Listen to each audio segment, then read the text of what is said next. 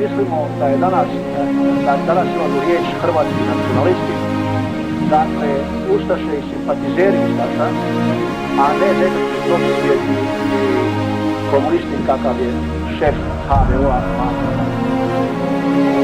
Ovdje za dom spreman stvarati sa drugim ljudima, drugim Hrvatima, muslimanima i ostalim slobodnu i nezavisnu državu Hrvatsku, dakle, od Sutle do Drine.